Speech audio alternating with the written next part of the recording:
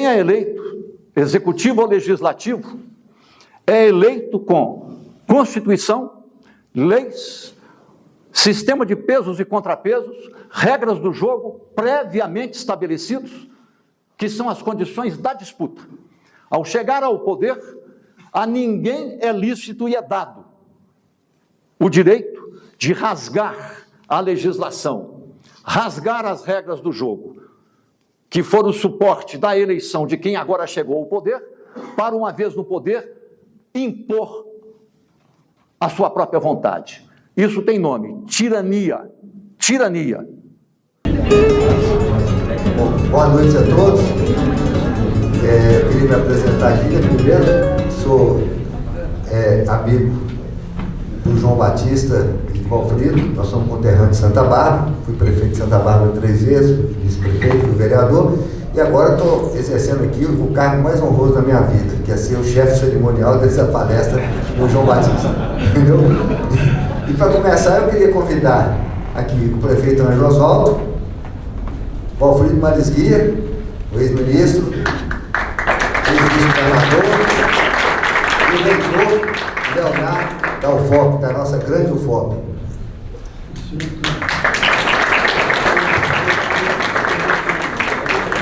Então, desculpa. E, obviamente, né, o grande... reitor mais jovem. Então, João Batista. Bom, eu acho que é uma noite, né, importante, porque nós vamos estar aqui diante de pessoas ilustres, e principalmente num momento, né, em que, eu não sei se é o Brasil ou se pode falar que é o mundo, né, está atravessando um período, nós estamos numa travessia, né, onde nós temos que ter paciência para esperar isso aí, essa onda passar, mas mais do que paciência, nós temos uma ação para tentar ver se a gente consegue um caminho, né, de mudar, porque infelizmente eu acredito que é o mundo que está tomado de imbecilidade, porque o que nós estamos vendo na organização da sociedade é exatamente isso. E João Batista, né, uma figura expoente, uma pessoa que tem um serviço prestado enorme, qualificado, né, nessa altura da vida dele, está disposto a colocar, né, o seu nome para servir, para ser uma alternativa para aquelas pessoas que querem resistir a essa imbecilidade que está aí tomando conta do mundo, né, e começar uma caminhada de coisas novas. E ele, inclusive, eu falo que me honra muito, né, quando ele me convidou para estar aqui hoje, e aqui chegou me pediu que o senhor podia fazer essa organização aqui, a mínima organização de cerimonial. Falei que é com muita honra e muito prazer, né, pela qualidade e pelo momento, ser um momento histórico, e não poderia ser diferente, né, que não seja em Ouro Preto, que representa exatamente a história da Inconfidência, a história da mudança, né, e a história da mudança nós estamos aqui hoje para construir, depois de anos e mais anos, para ver se agora nós conseguimos sair dessa mesmice que nós estamos, né? Então essa é a honra da gente estar aqui. João esteve em Santa Bárbara, e aí eu vou falar do João educador, né? Nós fizemos um trabalho de 2005 a 2012, né, revolucionário na educação. Ele como consultor, nós tínhamos uma estrutura assim, em que pegamos o IDEB de Santa Bárbara, e quando ele foi lançado em 2005, tá certo? Ele é 3,4 a nota média, e nós entregamos com a nota média de 6,7, entendeu? Quer dizer, até o ministro Fernando Haddad, que era ministro da Educação, nós estávamos em 2010 em Belo Horizonte. Ele chegou lá e a presidente Dilma ia também na solenidade lá no Hotel Candarréu, estava com o Valfrido, e nós sentados esperando o pessoal chegar, dando café. Aí na hora que eu falei com ele, ele falou: não, mas isso não é possível. Eu falei: não, quem está dizendo essa nota não sou eu, não. Quem está dizendo é o senhor, porque quem mede é o Ministério da Educação. Aí ele falou: mas como? Aí quando eu fui falar com ele o que nós estávamos fazendo, ele falou: aí sim. Eu falei: exatamente. Quer dizer, tinha o João da consultoria, nós tínhamos tudo no reverso, enfim, tínhamos uma política completa, né, de premiação dos professores, de avaliação sistêmica anualmente de todos os alunos, e aí a partir daí nós premiávamos os professores, né, e tudo trazido pelo João. Levou a Maria Alba, que foi a grande coordenadora das avaliações, que o Alfredo descobriu ela lá em 1990, né, preparou ela para que fizesse o primeiro sistema de avaliação do Brasil, que nasceu aqui em Minas. Né? Então aqui eu queria falar um pouquinho do João, educador. E é esse homem com o perfil de educador, né, de professor, uma pessoa que tem uma vocação e tem o conhecimento e as habilidades, né, para fazer a coisa acontecer. Porque falar, até papagaio fala, entendeu? Agora o problema é fazer, né? Então a gente tem que aprender isso, e poucas são as pessoas que às vezes têm a habilidade de transformar o que ele pensa, o que ele fala, na ponta, sei lá, e medir. E eu falo o seguinte: eu acredito em tudo, mas o que eu acredito mesmo é naquilo que se mede, tá certo? Então tudo que eu fazia enquanto prefeito, todo mundo via, me contava as histórias, todo mundo falava o que estava fazendo, tá, beleza, mas eu sempre tinha um mecanismo de medição. Tanto é que quando nós fizemos uma reunião com a Manial, que ela fazia por amostragem, e eu pedi a ela que eu queria que ela fizesse uma proposta para no ano seguinte nós fazermos universalizar a medição, a fazer a prova. Ela falou: prefeito, não tem jeito, é muito trabalhoso, precisa de mais gente, custa caro. Eu falei: não, mas eu quero insistir. Quando foi daí 2 meses, ela trouxe a proposta. Eu ainda me lembro que o orçamento da Secretaria de Educação era 12.240.000. Ela chegou, me apresentou, eu falei: você que era caro, prefeito, 240. Eu falei: barato, cada os outros 12 milhões que nós estamos aplicando, não sabemos o que está acontecendo com os meninos, entendeu? E assim fizemos, e a partir daí nós começamos a fazer a avaliação e premiar os professores, porque aí nós tínhamos o resultado do mérito. Aí não tinha porque o diretor falou, porque o João falou, porque Zé falou. O resultado era do aluno aprendendo. Então, isso tudo com a coordenação e a contribuição do João, essa grande figura. Então, nós vamos agora dar andamento.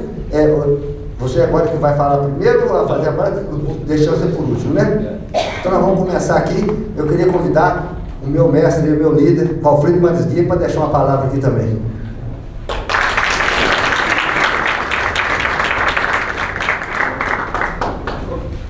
Boa noite a todos, muito obrigado por essa gentileza, viu, Tony? Você é um excepcional mestre. Bom, cumprimentando todos, especialmente o reitor e o prefeito, que são amigos, né? O prefeito é meu amigo há muitos anos, mais de 30, e o jovem reitor aí, como diz o João, o mais novo reitor do Brasil, né? E todos vocês que estão aqui nessa noite calorosa, né? Calorosa de amor e de carinho, mas com frio espetacular, né? Eu sou morador de Ouro Preto, já tem 3 anos que eu moro em Santo Antônio do Leite. Eu mudei de Belo Horizonte, depois de morar lá desde 1949, e agora sou morador de Ouro Preto. Mas ainda não sou eleitor de Ouro Preto, né? Mas sou eleitor do Lula. Onde é que ele estiver, eu estou atrás. E eu estou aqui hoje por causa do Lula e por causa do João. No dia da inauguração da nossa fábrica de insulina, no dia 26 de abril do ano passado, o Ângelo estava presente lá, o Carlinhos também, ex-prefeito de Nova Lima, que está ajudando o João Batista lá na região, também estava presente. E o Lula contou a história de como é que ele conheceu a família Marisguia. E ele contou a história começando pelo João Batista, que ele conheceu o João Batista em 1979, quando o João Batista o procurou em São Paulo para ajudar a fundar o PT em Minas Gerais. Lá, isso em 1979. Então nós estamos falando de 46 anos atrás, né? Depois ele me conheceu, quando eu pude trabalhar com ele durante 5 anos como ministro, e também conheceu o Zé Luiz, meu irmão caçula, que é morador de Ouro Preto também, quando ele esteve lá em casa, quando veio aqui para inaugurar a linha do trem Ouro Preto-Mariana, o trem turístico, né? Que ele prometeu em praça pública no dia 21 de abril de 2003, inaugurou em 2006, e passou o final de semana conosco lá no Leite, e lá ele conheceu também o Zé Luiz, e portanto ele conhecia a família, né? E ele fez um convite para o João Batista voltar à vida pública com mandato. Ele falou: João Batista, o Brasil precisa de você é um homem brilhante, nós precisamos que você volte à vida pública. E na hora que nós saímos, ele me chamou lá e falou: olha, o João tem que ser candidato a deputado federal, você pode começar a trabalhar agora, nós precisamos que ele se eleja, nós estamos precisando de cérebro, de luz, não de calor, de bravata, de xingamento, de fake news, nós precisamos de inteligência, de gente competente, né? Eu sou irmão mais velho do João Batista. Quando ele nasceu eu tinha quase 7 anos. A vida do João Batista desde jovem foi servir. Ele nasceu para servir. Com 17 anos ele era militante na política estudantil. E exatamente quando houve o golpe militar de 64.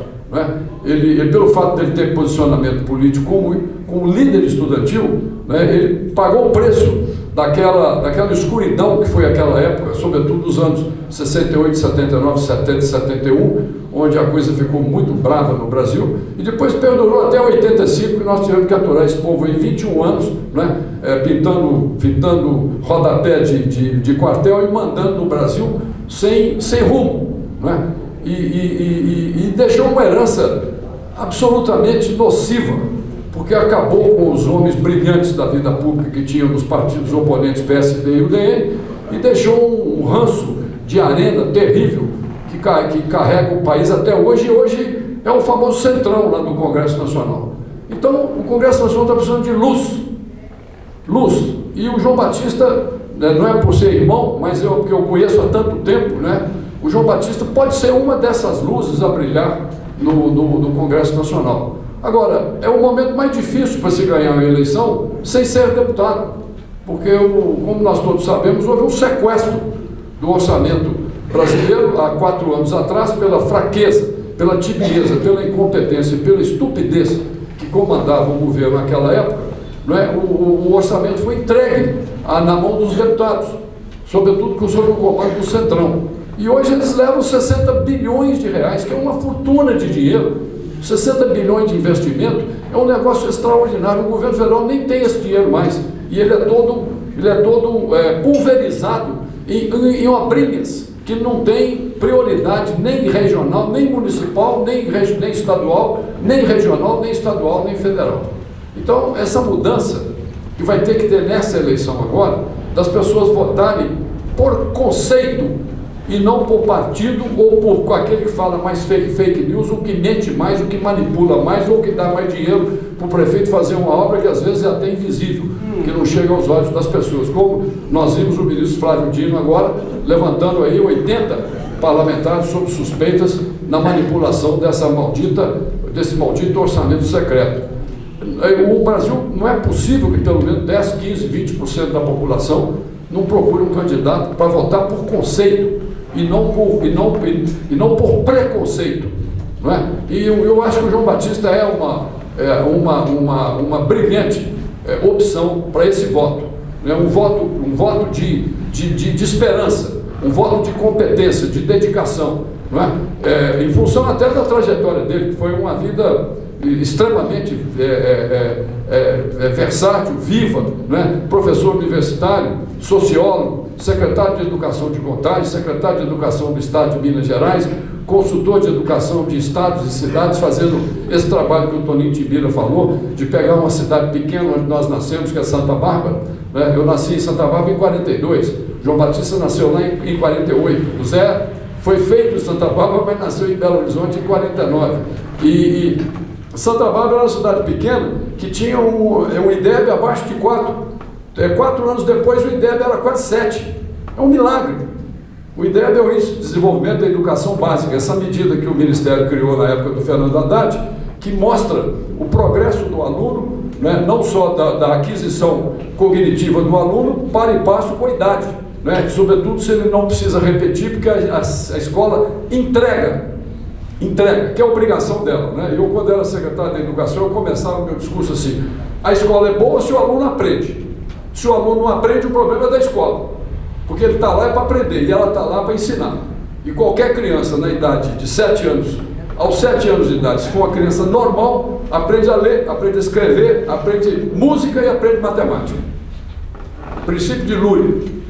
Então, a escola tem que cumprir o seu papel de entregar as aquisições cognitivas ao aluno, para que ele possa saber ler, escrever, falar, contar e etc., e resolver problemas, né? Então, a leitura, a escrita, a expressão oral, o cálculo matemático e a solução de problemas são coisas mensuráveis que você pode medir sistematicamente se o aluno adquire, dependendo de ser pobre, dele ser isso, dele ser aquilo outro, se ele tem um nível mental normal, através da fala que ele usa, ele pode aprender tudo no tempo certo e na hora certa.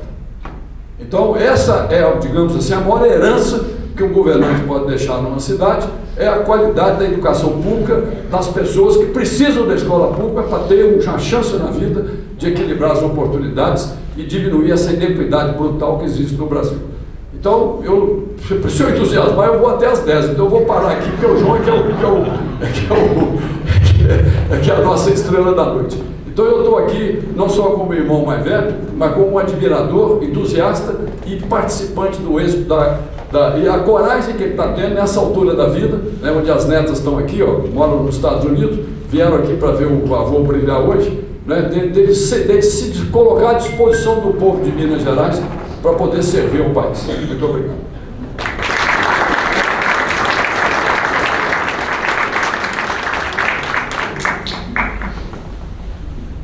Está aqui entre nós também o Baixa, né, que é um grande artista aí, que o João gostaria de que ele desse uma palavra aqui também para nós também. Eu?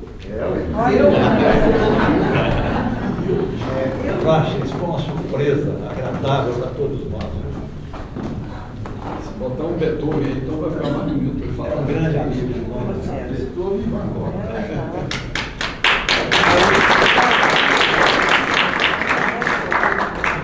É isso aí, meus queridos, muita alegria estar aqui diante desse ser extraordinário, idealista, pensador, homem culto, isso que é importante, e culto em todos os sentidos, culto politicamente, principalmente politicamente, isso é que importa, senão está danado, está esse mundo que está por aí afora.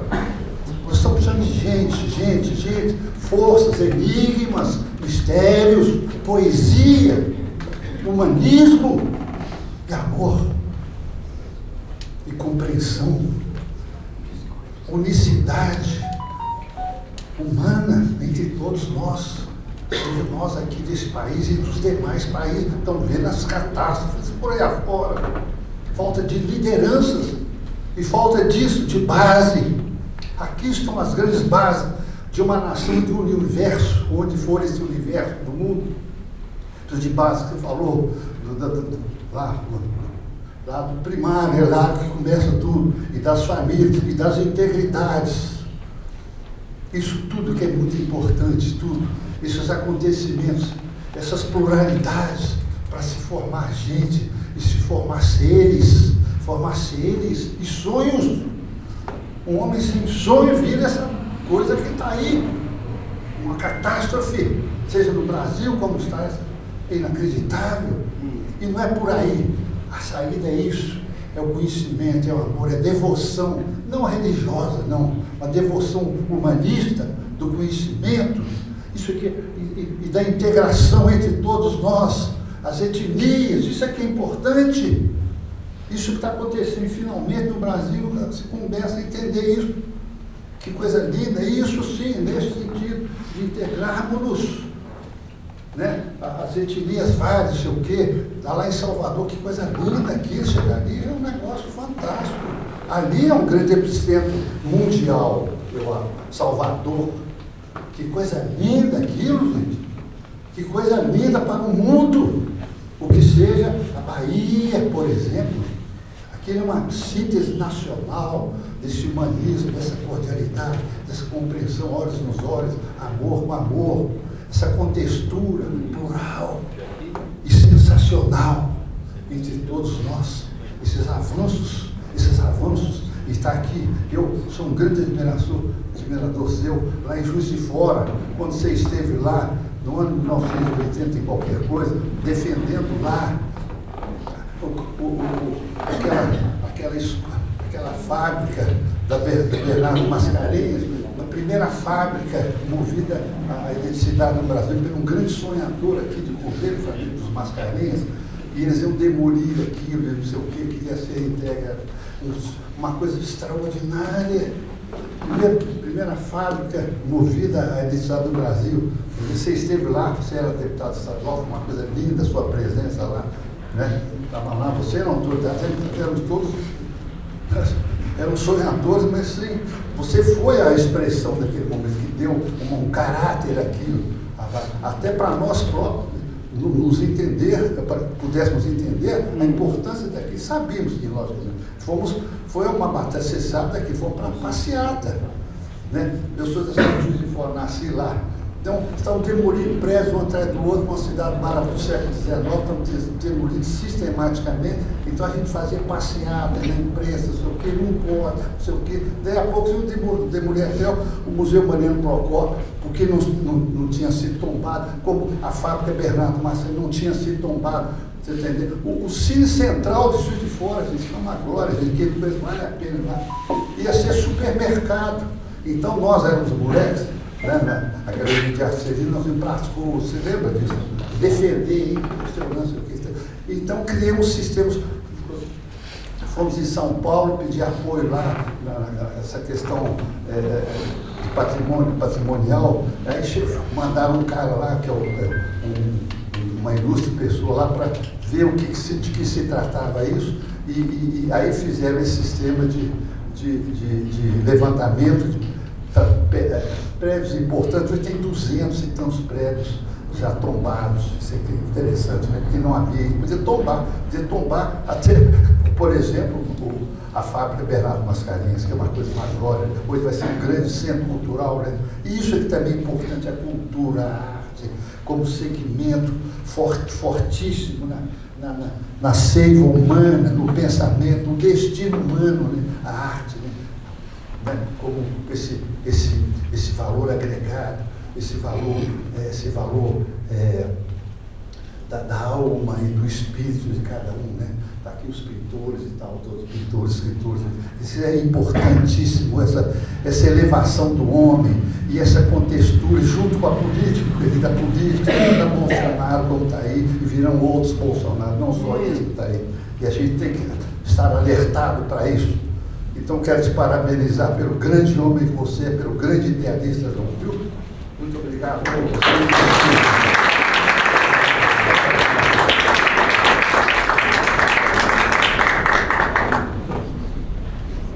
Agora nós vamos ouvir aquele que pela quinta vez, né, o recorde da região, está aí administrando a nossa Ouro Preto. Eu tive a honra de ter sido prefeito com ele 2 vezes, né, de 2005 a 2008 e de 2009 a 2012, e pude aprender, né, muito com ele pela sua capacidade intelectual, cultural, né? Um grande prefeito. Ninguém vira prefeito 5 vezes por acaso. E aí é capaz de ser no Brasil recorde.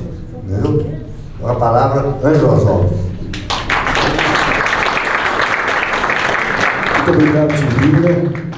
Toninho Timbira é a cara de Santa Bárbara, identificado com a sua terra, por ela luta muito, e nós temos aqui os seus conterrâneos ilustres, os 3 irmãos Mares Guia, que estão aqui, e que são também um pouco de Ouro Preto. O avô do Valfrido, de quem ele herdou o nome, foi o estudante de Direito que fez um discurso na Praça Tiradentes, no dia 21 de abril de 1894, para falar, em nome de todos os estudantes de Ouro Preto, sobre a inauguração da estátua do Virgílio Sestari, que estava sendo inaugurada, está lá até hoje, o grande monumento ao Tiradentes.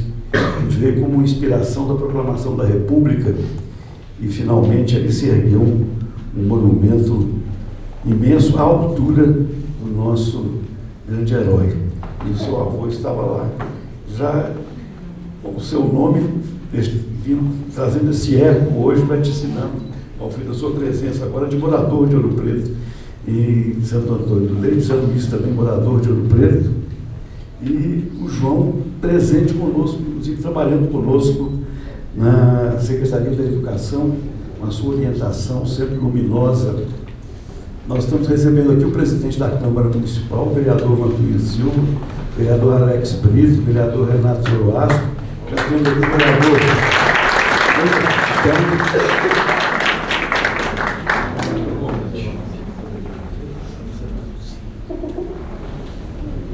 Quatro vereadores presentes. Hoje é de reunião da Câmara, eles estão saindo da reunião e chegando aqui. Então, é um prazer estar com eles, tantas lideranças, tantas pessoas representativas da nossa comunidade ouro-pretana, da rede municipal de ensino, diretoras e diretores presentes aqui, o presidente do PT, Pedro, presidente do PT de Ouro Preto, diretor do Museu da Inconfidência, a ex-reitora Cláudia Manrielli, pessoas que representam a nossa caríssima comunidade, ao lado do nosso reitor Luciano Campos.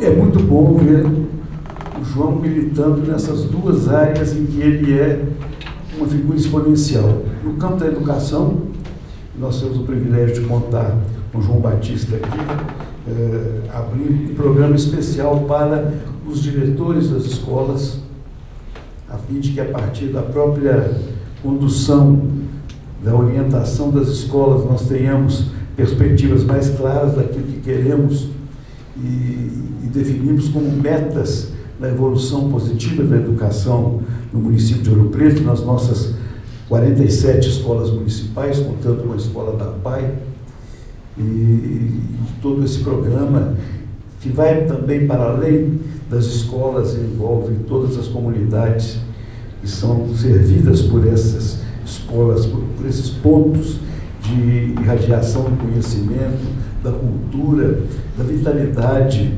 da sociedade ouro-pretana. Então temos o João no campo da educação e temos o João, homem público, político, militante, e agora nessa perspectiva de vir à Câmara Federal.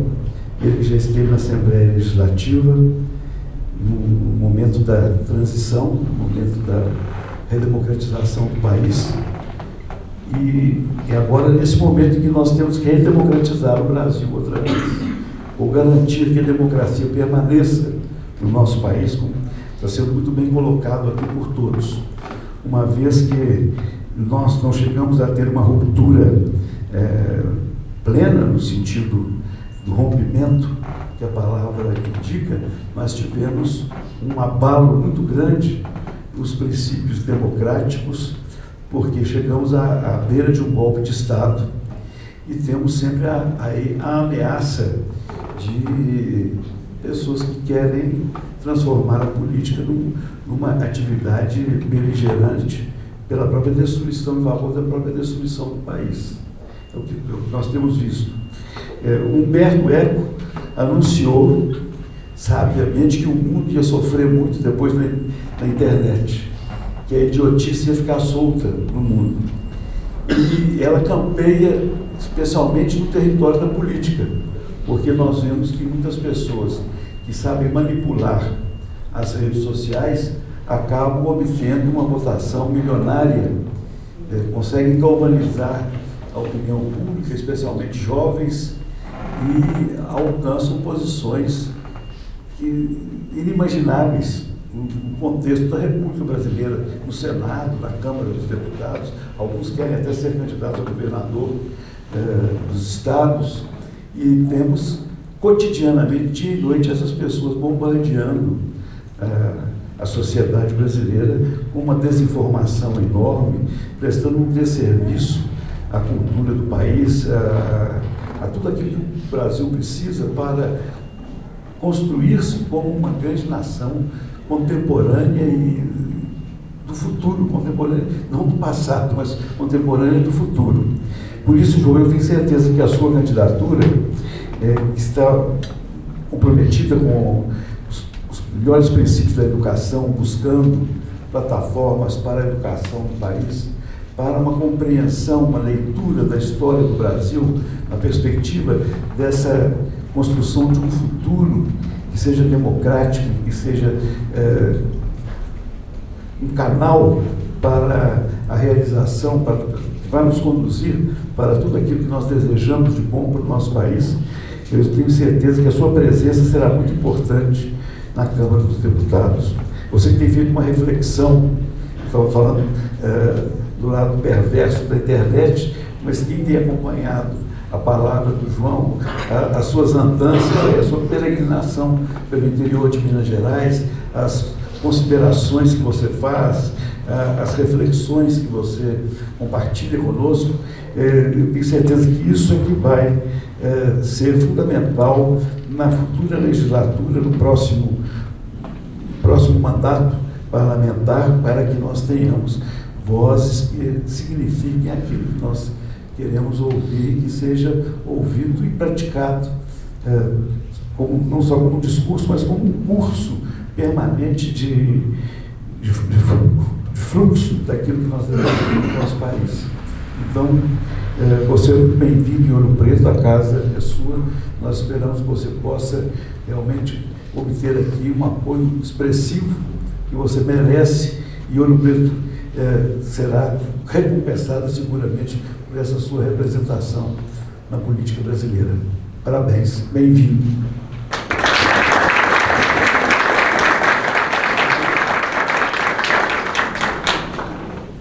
Queria também convidar aqui o presidente da Câmara, representando os demais vereadores, para fazer parte da mesa. Cadeira, por favor.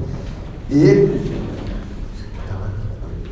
finalizando, né, eu queria passar a palavra agora aqui para o festejado João, que ele inclusive também vai fazer o lançamento do livro, né, que é uma história forte, né, e que ele possa aí deixar a mensagem que todos nós esperamos, né, que é a mensagem da esperança e a mensagem de um futuro melhor.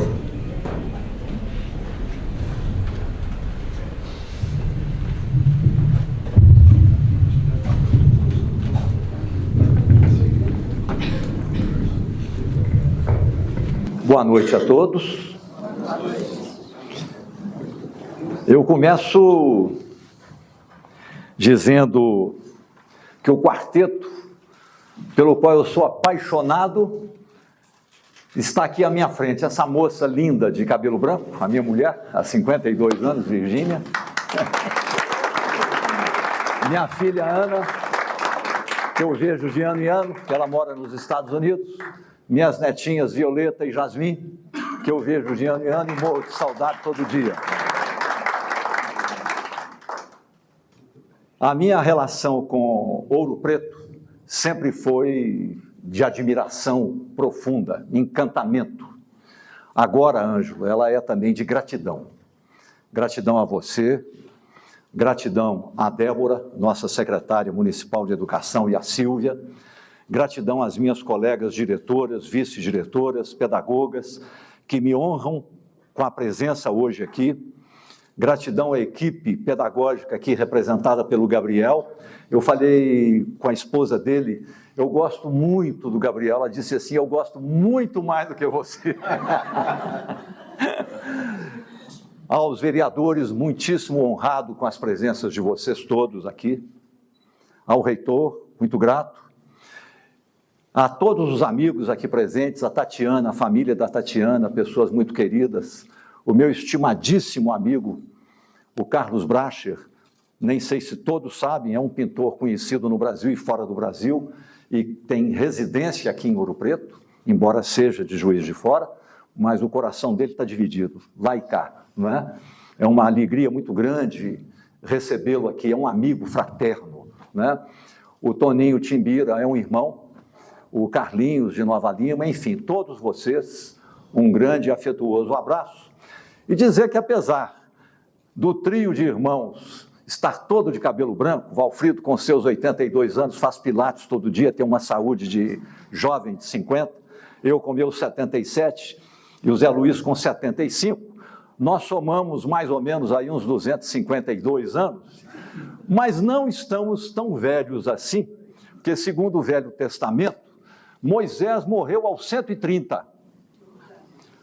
Noé teria vivido 250. Então, a esperança é imensa. Nós temos um enorme futuro pela frente. Agradecer também a presença dos grandes amigos, o casal de médicos conhecido em toda Ouro Preto, que nos homenageia aqui com a presença. Bem, o livro que, ao final, todos receberão, combina ciência política e sociologia. É o Brasil contemporâneo. Esse livro foi resultado de muita inquietação intelectual, de muita indignação ética, de muita reflexão, e escrito nem com o ceticismo da razão e nem com o otimismo da paixão. Escrito com a razão apaixonada, ciência e compromisso. Ciência social e esperança em ação. Escrever também é um modo de praticar esperança em ação, quando as coisas vêm do coração, como disse aqui o Bracher, na linha do humanismo, que é fundamental. Esse livro, que é uma tentativa de contribuir para o esclarecimento das inquietações do nosso tempo no Brasil e fora do Brasil, porém mais especificamente no Brasil, começa com alguns reconhecimentos muito importantes. O primeiro deles: depois que nós atravessamos o período tempestuoso da ditadura militar, o governador Romeu Zema, me desculpe pela ausência dele, mas, governador, a ditadura militar não é questão de interpretação. Assim como o rio São Francisco flui da Serra da Canastra até o oceano, descendo do sul para o norte, não é questão de interpretação. Ele não vem do norte para o sul, ele vem do sul para o norte. Não é questão de interpretação. A ditadura, queira ou não, existiu, durou 21 anos em nosso país e nos deixou um legado de calamidades. Um legado que nos envergonhou. Um legado de perdições. Tanto é que ela mesma arrependeu-se de si própria. E o penúltimo dos presidentes, o general Ernesto Geisel, entendeu que a ditadura estava levando as Forças Armadas à perdição das perdições, à autodestruição. Ele antecipou-se no tempo e propôs já nos idos de 1974 a distensão gradual em busca de uma forma da ditadura sair dela mesma e devolver o poder aos civis de uma forma desejavelmente por eles conservadora, sem que a sociedade tomasse a frente. Mas a sociedade foi à luta o tempo inteiro em que ocorreu a ditadura, mesmo no período mais sombrio, os chamados anos de chumbo, em que nós éramos presos por crime de opinião. Aconteceu comigo, eu tinha 20 anos de idade, quase 2 anos na prisão, inclusive sob tortura, com vários dos meus companheiros. A tristeza é muito profunda, você lembrar de companheiros fraternos com quem você conviveu na luta, sob risco permanente, mas com grandeza de alma, e essas pessoas foram mortas sob tortura, desapareceram. Um deles, o Carlos Alberto Soares de Freitas, frequentava a nossa casa, né, Valfrido? Nós fizemos e aprontamos por esse Brasil afora. Até hoje a família não sabe onde se encontra o corpo do Carlos Alberto Soares de Freitas. Quem não viu o filme notável, premiado mundialmente, a história de Rubens Paiva e a saga da mulher de Rubens Paiva e de sua família, atravessando o período da ditadura. Então, Romeu Zema, me permita, não é questão de interpretação, não é. Mas nós vivemos, após a ditadura, um período muito rico, que eu chamo de os nossos anos gloriosos. 1/4 de século, 25 anos. Da promulgação da Constituição em 1988, como nós temos aqui um grupo numeroso de colegas educadores, vale a pena registrar.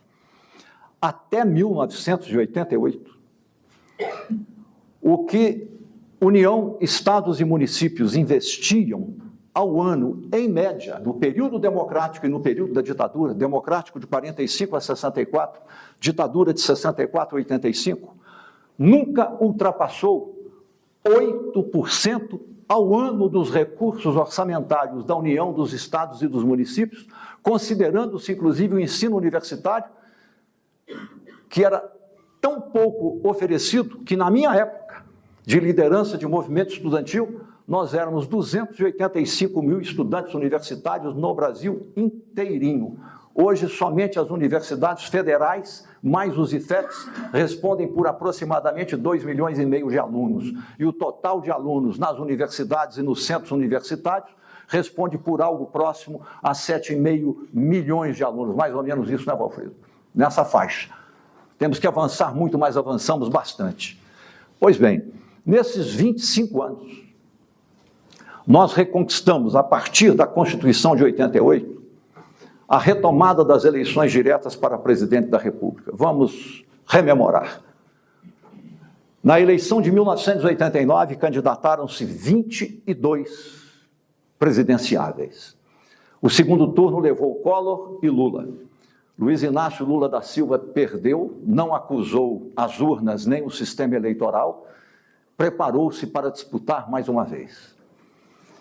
1994, vence as eleições, uma vez mais Lula vai disputar. Fernando Henrique Cardoso, um democrata que tinha uma promessa de realizar o sonho da social-democracia, que ficou mais no sonho, mas foi um governo progressista, democrático, importante para o Brasil. Lula disputou, perdeu pela segunda vez, não denunciou as urnas, não denunciou o sistema eleitoral e não propôs virar a mesa. Preparou-se democraticamente para a terceira disputa em 1998. Reeleição de Fernando Henrique Cardoso, Lula perdeu pela terceira vez.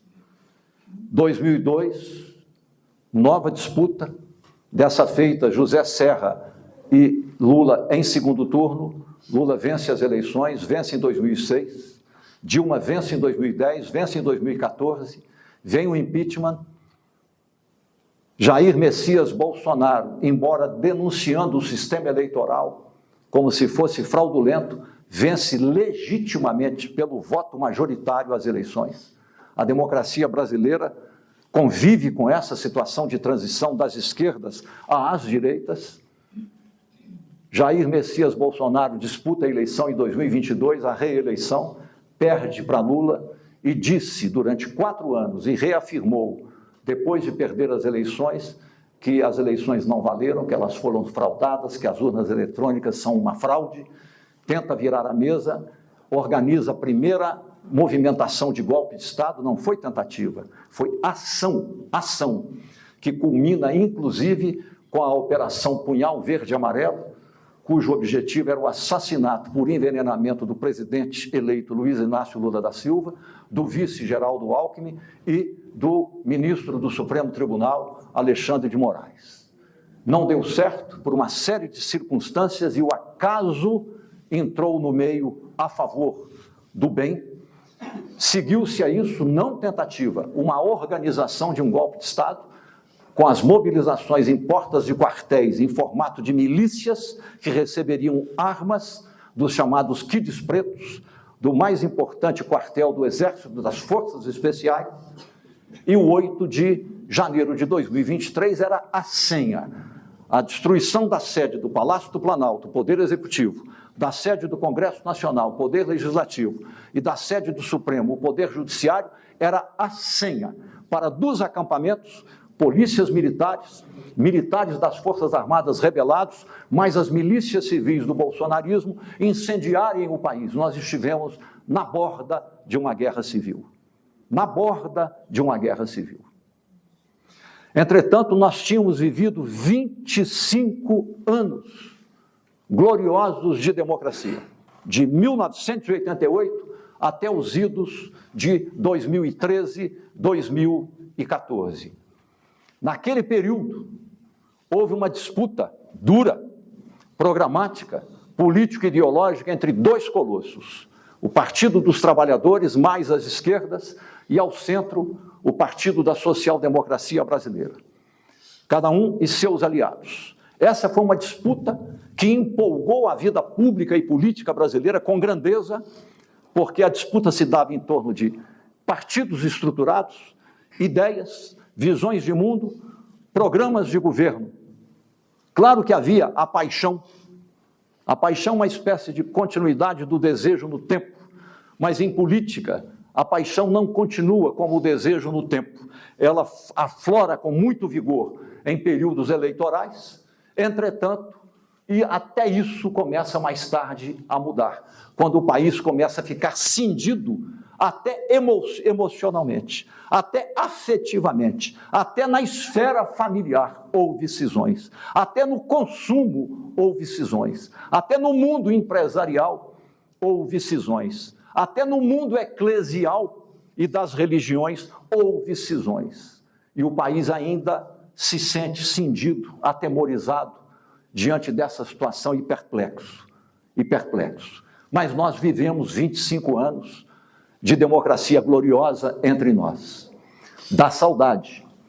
Você lembrar que esse estado de Minas Gerais foi governado por Hélio Garcia, não era um homem culto, apoiou a ditadura militar em 1964, até promoveu cassação de 3 deputados eleitos pelo voto popular operário, mas reviu, sinceramente, superou-se e teve um desempenho, eu diria até histórico, como se fosse o Teotônio Vilela de Minas Gerais, porque sem o desempenho e o protagonismo do Hélio Garcia, que julgava mais à sombra, sem as luzes, sem aparecer, ele foi a figura fundamental a garantir a eleição de Tancredo Neves no colégio eleitoral, após a nossa tentativa das diretas já, que eu tive a honra, a convite do Lula e a convite do então governador Tancredo Neves, de ser o coordenador daquela campanha em toda Minas Gerais.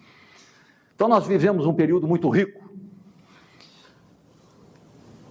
Entretanto, o que hoje nós observamos? Que todos os fundamentos da democracia, que eu posso capitular em 2 conjuntos, a democracia minimalista e a democracia maximalista. Explico. O que é a democracia minimalista? Quem é democrata, à direita, ao centro e à esquerda, não pode deixar de assumir compromisso pleno com os seguintes fundamentos clássicos da democracia em qualquer tempo, desde que o sistema democrático foi sendo criado até o seu desenvolvimento. Primeiro, liberdade individual em plenitude. A individualidade humana, sinal da dignidade de cada ser humano, é inviolável. Liberdade de pensamento, liberdade de organização, liberdade de manifestação, liberdade de escolhas de qualquer ordem, orientação sexual, escolha religiosa ou não, crença religiosa ou não, visão de mundo filosófica, isso é a vida em plenitude, é da condição humana a condição da liberdade, a liberdade do espírito. Isso é central na condição humana. Então, a liberdade individual é a pedra que funda o ideal democrático. Segundo,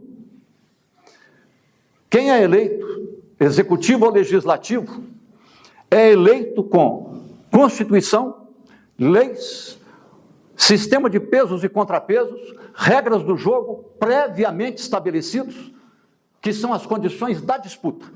Ao chegar ao poder, a ninguém é lícito e é dado o direito de rasgar a legislação, rasgar as regras do jogo, que foram o suporte da eleição de quem agora chegou ao poder, para, uma vez no poder, impor a sua própria vontade. Isso tem nome, tirania.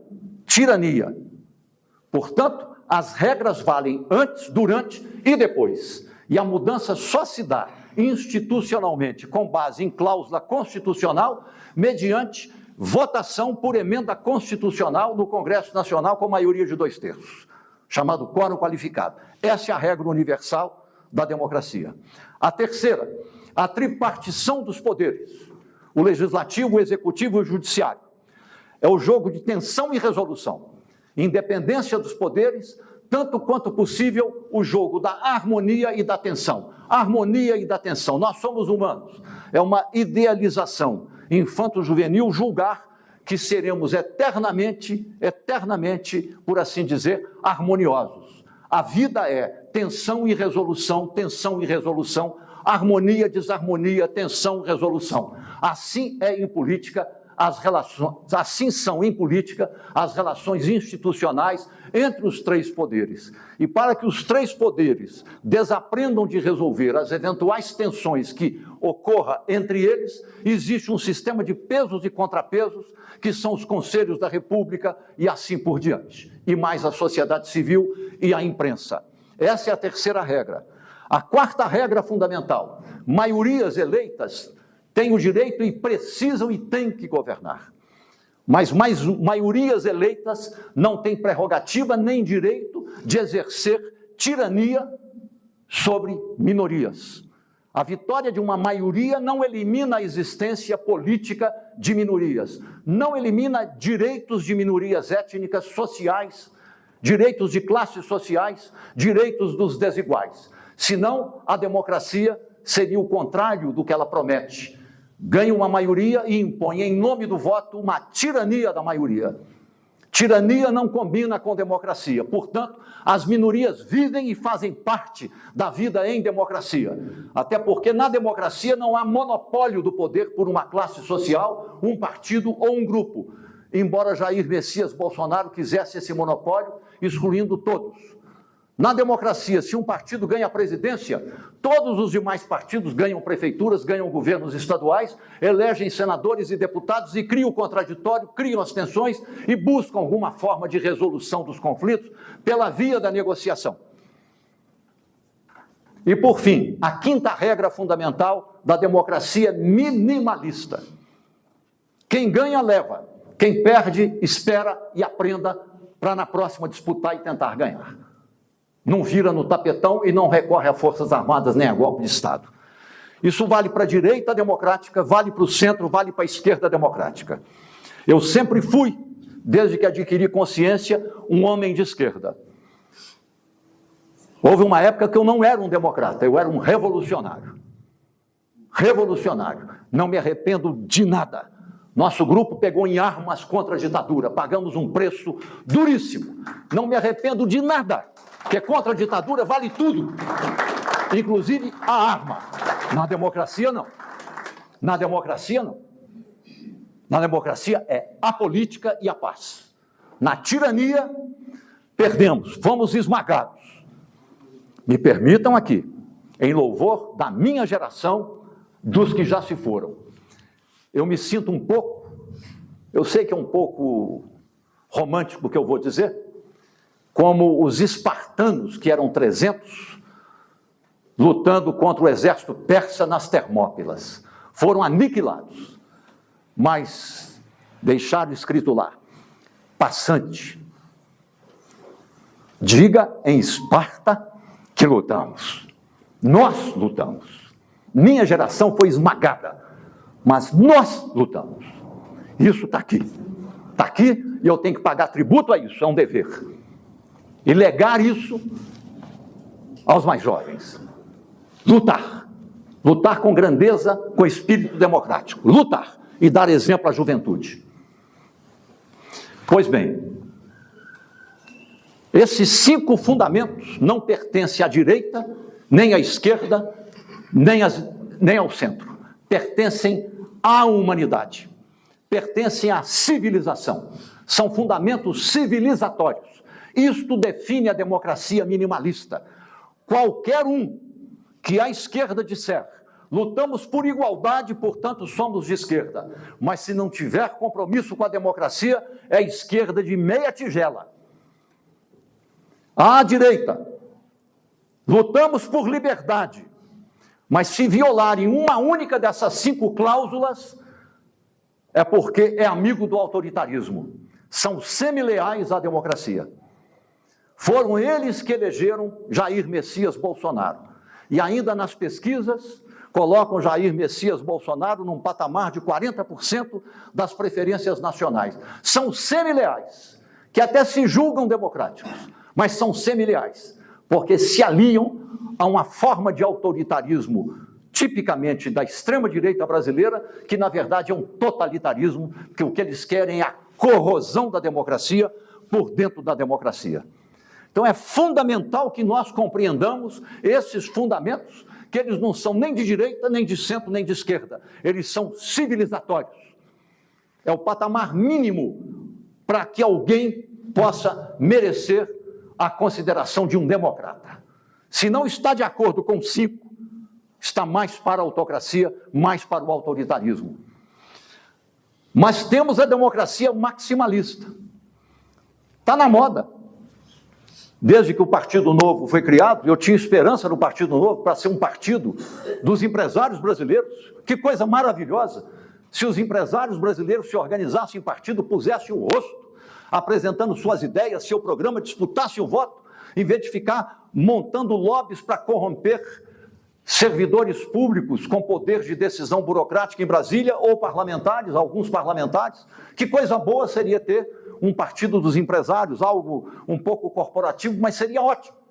Esse partido negou a si próprio já na pia batismal ao entrar no barco da extrema-direita, em nome de quê? Em nome de nada. Não tinha tradição, não tinha nada. Já nega a si próprio na origem. É uma pena, perdemos uma oportunidade. Então, todos os partidos políticos, todas as forças políticas também são maximalistas. Os que defendem, não a economia de mercado, que eu também defendo, mas defendo a economia de mercado com social-democracia, defendo a economia de mercado com reforma tributária 2, defendo economia de mercado com estado de bem-estar social, defendo a economia de mercado com poder político pluriclassista, com a participação, inclusive, dos mais desiguais, dos trabalhadores. Mas tem aqueles que defendem todo o poder ao mercado. Isso é maximalismo. Exclui as classes sociais e quer o monopólio da política, do poder político, para o poder econômico. Isso é maximalismo. Todos nós somos maximalistas. Quando eu defendo a social-democracia, quando eu defendo o estado de bem-estar social, quando eu defendo a reforma tributária 2, para tributar heranças, que no Brasil a tributação é de 4%, nos Estados Unidos, 50%, na Europa, 40%. Qual que é a lógica nos Estados Unidos, o país mais capitalista do Brasil? Perdão, o país mais capitalista do planeta. Os pais tiveram mérito, ideias, inovação, geraram riqueza. Os filhos poderão vir a ter, mas o que eles recebem em legado pertence também à sociedade. Portanto, 50% pertence à família e 50% pertence à sociedade. Desses 50%, eles têm a prerrogativa de dividir 25% para o Tesouro e 25% distribuídos na forma de aplicação em pesquisa, em hospital e coisa desse tipo. Por isso que nos Estados Unidos até banco de praça tem plaquinha de quem doou. E isso é declarado ao imposto de renda. É uma outra cultura. Nesse momento, o governo federal, através do presidente da República, tenta propor uma elevação até conservadora no percentual da tributação sobre herança e encontra a mais agressiva reação no Congresso Nacional e no mercado financeiro e no agronegócio. Segundo, na reforma tributária, eu achava que eram 600 bilhões de reais que o Tesouro Público perde na forma de isenções tributárias. Ontem o Zé Luiz, meu irmão, me corrigiu dizendo que já chegou a 800 bilhões de reais. Vamos ficar nos 600? Qual é o orçamento anual da educação? Toda a educação no Brasil, 140 bilhões. O orçamento da saúde é um pouco maior do que isso. Junto ao orçamento das Forças Armadas, os três juntos são mais ou menos 500 bilhões de reais.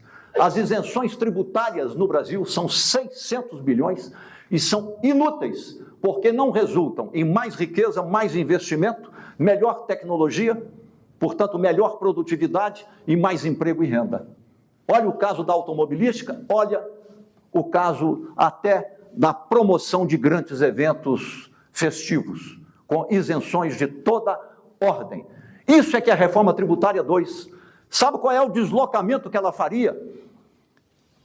Se os ricos e muito ricos, que chegam a 2% da população, detêm 52% de toda a riqueza nacional gerada, eles perderiam 2%.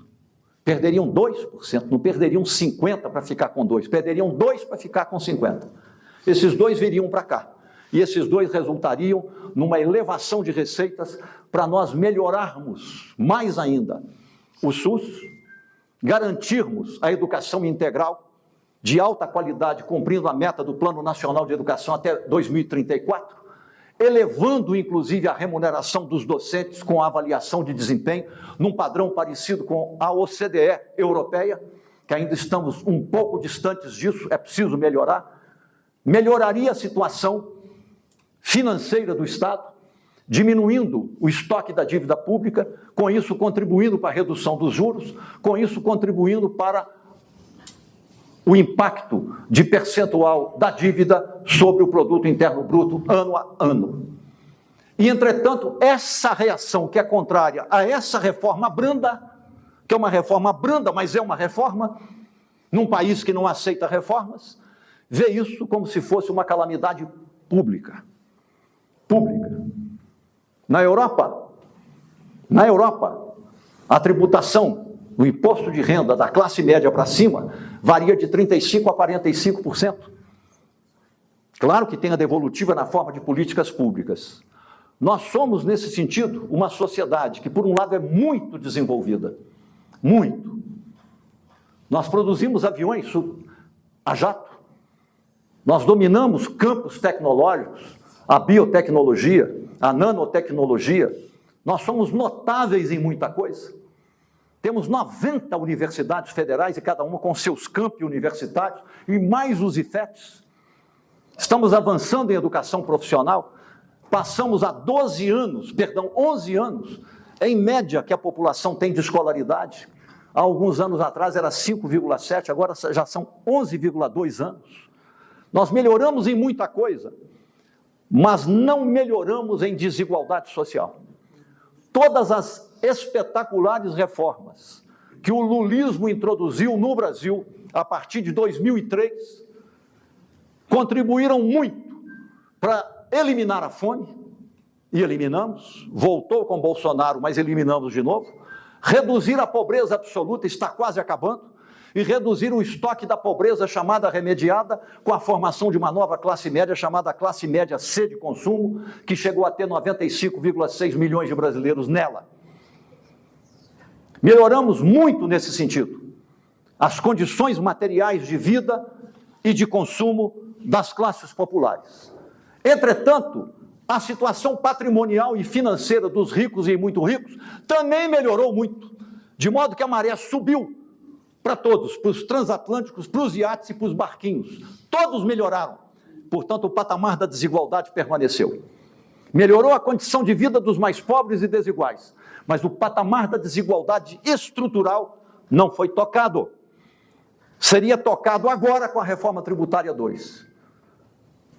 Mas eles querem mover montanhas para impedir que a reforma tributária 2 aconteça. A pergunta é, como foi possível o Brasil chegar a esse ponto após 25 anos gloriosos de democracia, período no qual você não ouvia falar em direita extrema?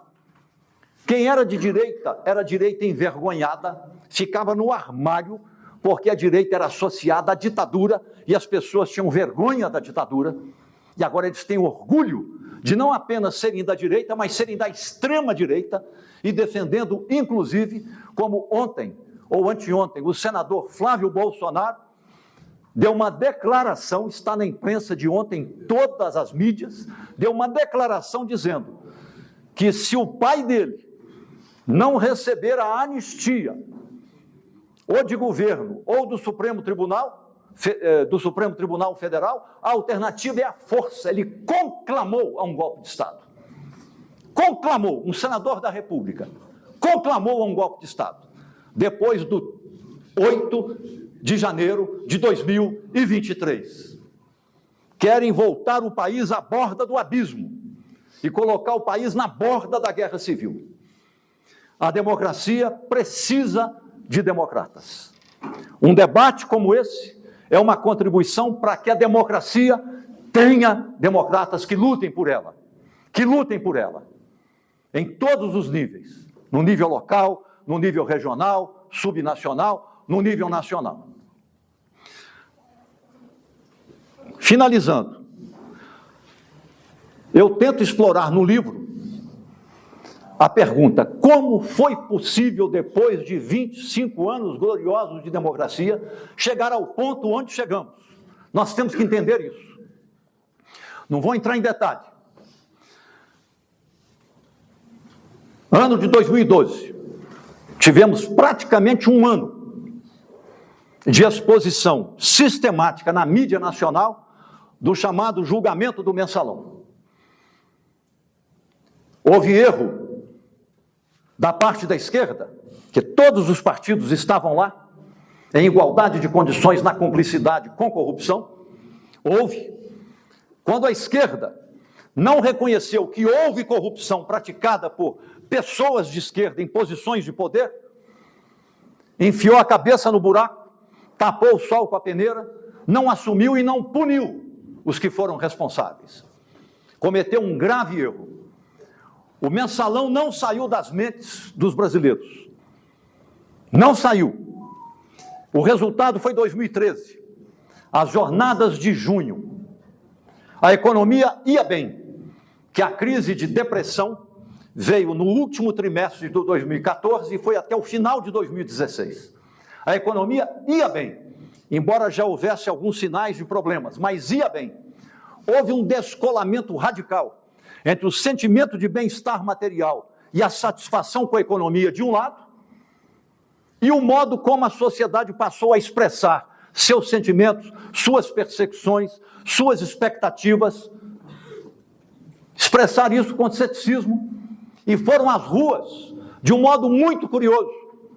Foram às ruas como se fossem cidadãos, e a maioria deles nunca tinha ido às ruas para se manifestar, mas foram às ruas como cidadãos se manifestar, desconfiando da democracia. Nunca aconteceu isso no Brasil. Primeira vez, 2013. Desconfiando da democracia. Custamos a entender os sinais de 2013.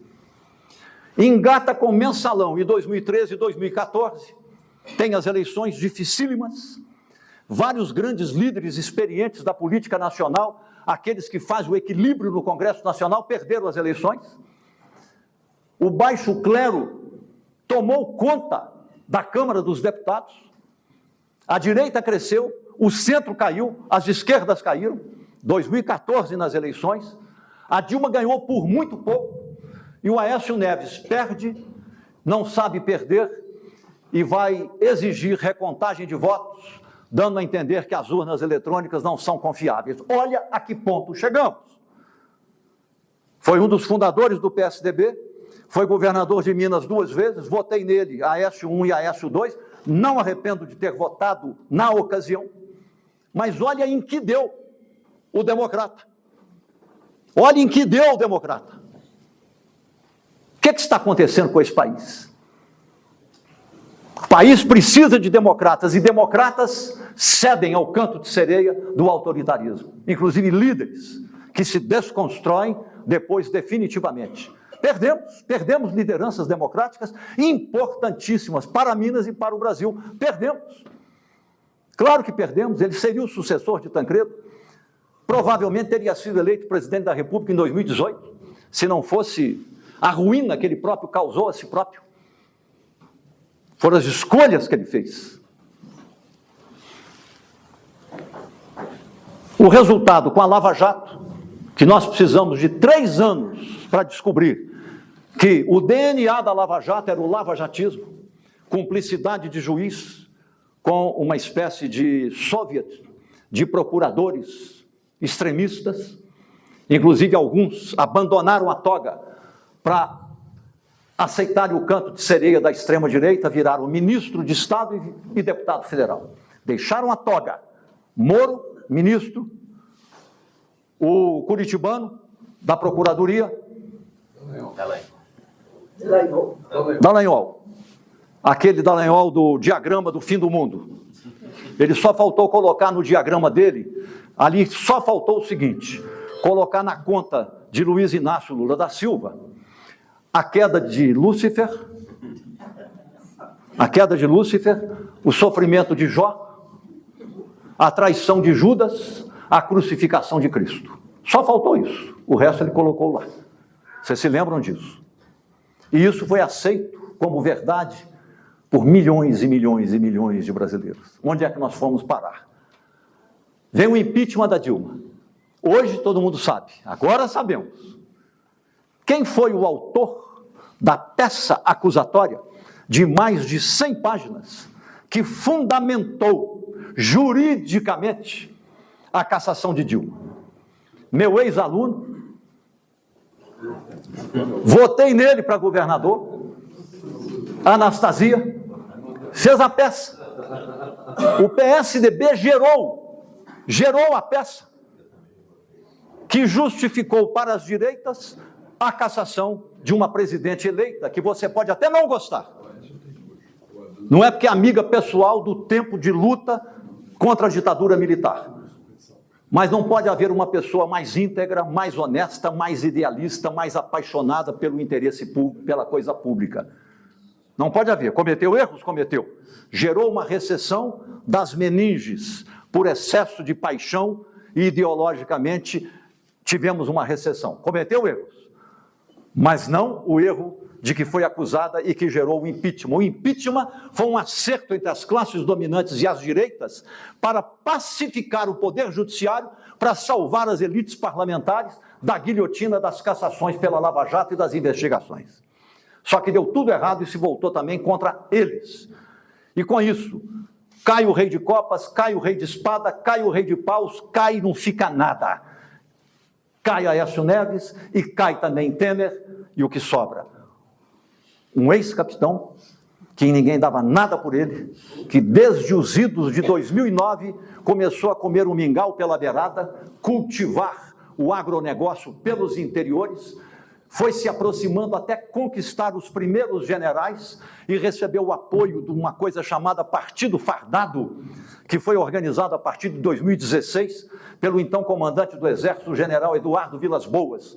Então juntaram-se o Partido Fardado, o Soviet de pastores neopentecostais, é um Soviet aquilo ali, né? O mercado financeiro inteiro e seus ideólogos, mais o agronegócio, segmentos de classes médias e pobres. Os pobres que passaram a acreditar que o empreendedorismo é a solução.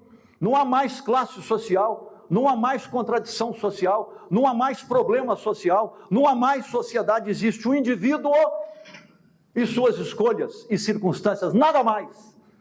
Então, se o pobre é pobre e continua pobre, é a escolha que ele fez, porque o empreendedorismo estaria aberto à disposição dele. E isso tem uma inculcação ideológica civil e uma inculcação teológica que vem pelo neopentecostalismo, especialmente com a Universal do Reino de Deus, que é neocalvinista, só que eles não entendem o que é calvinismo. Eu entendo, eu li Calvino, um francês que escrevia magistralmente bem, com uma teoria bastante curiosa. Ele inspirava-se, embora um protestante, a segunda geração da Reforma Protestante, em Santo Agostinho. Santo Agostinho, nas Confissões, ele defende a predestinação, que diz que nós somos irremediavelmente pecadores e que não há jeito, não há como saber se seremos salvos, se a redenção nos alcançará. Nós temos que viver com essa pena e com essa dor. E a predestinação levará à cidade de Deus aqueles que verdadeiramente se redimirem. Isso foi abraçado pelo protestantismo na versão calvinista, tem uma outra versão majoritária que não pensa assim, e a predestinação.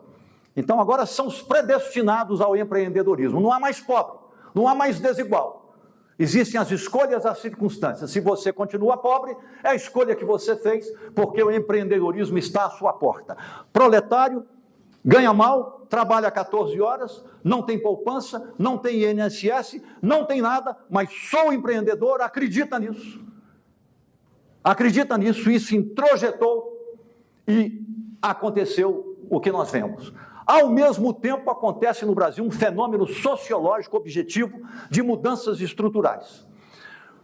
Os mais jovens não lembram. Na década de 70, na segunda metade da década de 70, as classes médias universitárias copiaram os sindicatos que foram combatidos em 1964, quando o golpe militar acusou as esquerdas de querer fazer no Brasil uma república sindicalista. Vocês devem se lembrar disso. Uma república sindicalista.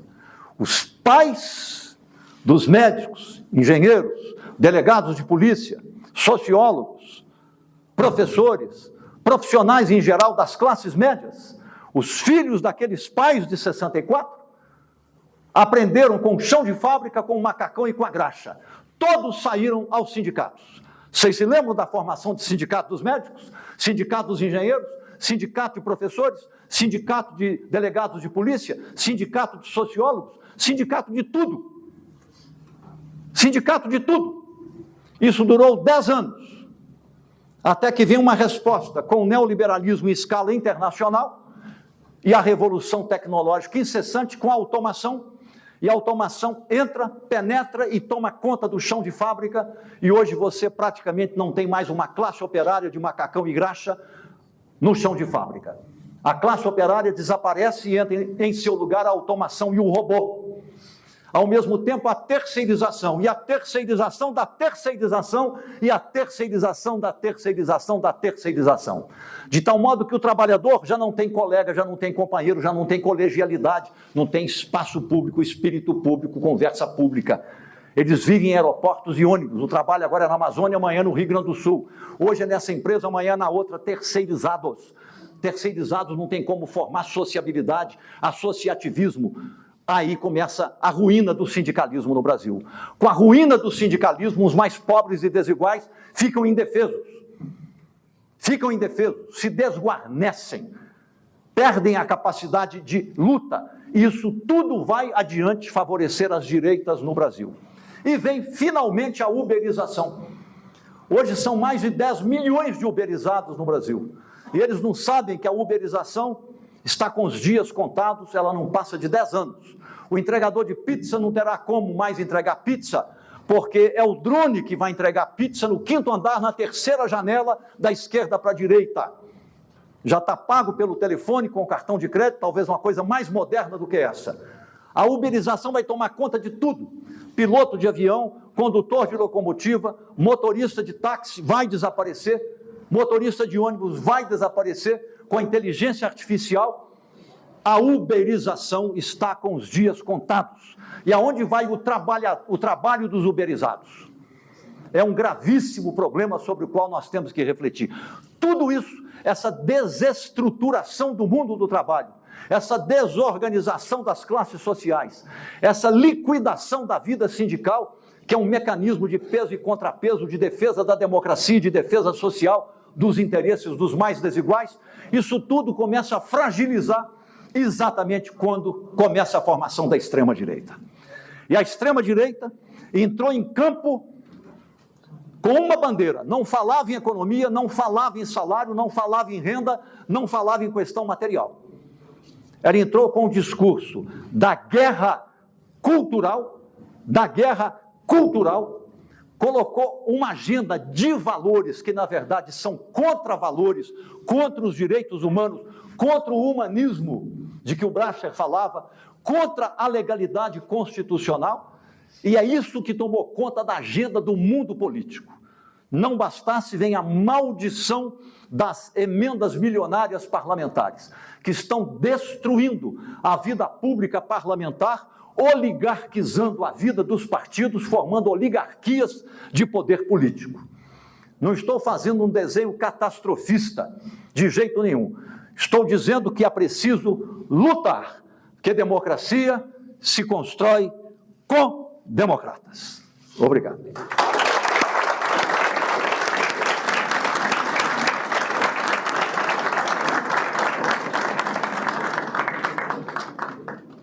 Palavra livre, pessoal.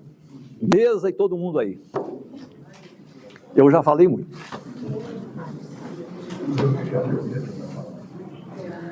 Vivi.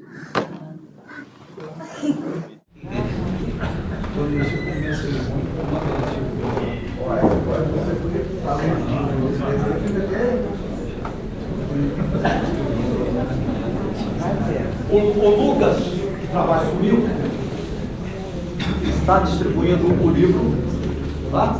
Depois nós vamos ter um lanche aqui fora, e na medida do possível eu vou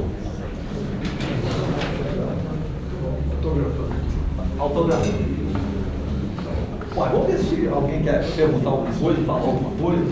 Gente, Eu gostaria de fazer. aí, ó.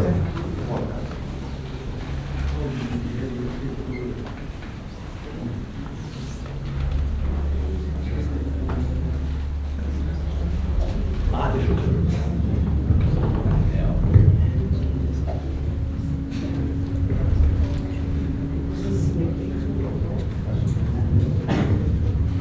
Boa noite, João. Boa noite toda a mesa, em nome do qual cumprimento os demais componentes da mesa, todos presentes. presentes. Eu, como ex-reitora da Universidade Federal de Rio Preto, vivi momentos muito difíceis, como bem relatado pelo senhor. Naquele momento que eu entrei com o golpe da Dilma, um momento bastante complexo para nós, reitoras e reitores das universidades públicas brasileiras, e logo em seguida entrou então Bolsonaro.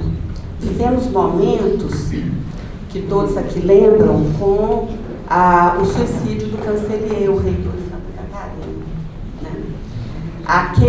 Aquele suicídio, ele representou muito bem o que nós vivíamos nas universidades.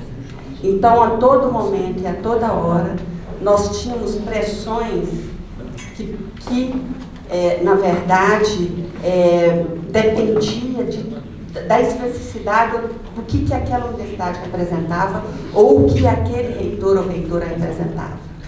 Então, quando o Cancellier suicidou, quando ele se suicidou, na verdade, eu estava com um grupo da CGU na reitoria, e eles então tinham saído de Santa Catarina para vir para Ouro Preto, que nós éramos a segunda maior, era a segunda universidade que tinha o maior número de cursos à distância, de educação à distância.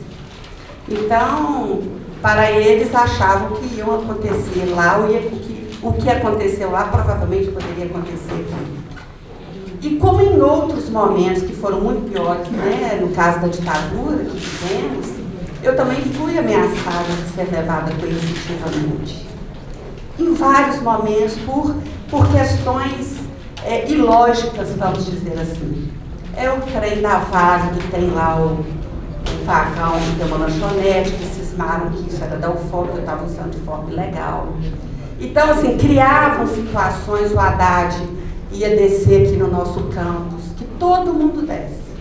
Ele estava em campanha, então me pediram que o Haddad descesse lá no campus, né, no campo de futebol. Eu falei, lógico, pode. Imediatamente Brasília me liga e fala que ia considerar aquilo uma pista clandestina, né, que isso ia ter problemas para mim. Então, assim, nós não vivemos de muita coisa diferente no sentido do fascismo, vamos dizer assim. Então, eu acredito que aquilo ali, para quem viveu, e justamente nós também, reitores e reitoras, que vivemos um momento onde deparamos com uma pandemia, que foi a Covid-19, com um governo que não deu apoio, pelo contrário, as universidades também sofreram, assim como a sociedade. Porque nós, da universidade, fizemos e podíamos fazer muito mais, né, para a sociedade brasileira. E o que nós acontecíamos conosco é que, na verdade, não tínhamos o apoio suficiente, não só de recursos humanos, mas de conversa, de diálogo. E em todo esse período, a gente não teve diálogo com o governo federal. Isso, então, tem uma repercussão muito forte nas universidades. Como professor, o senhor sabe.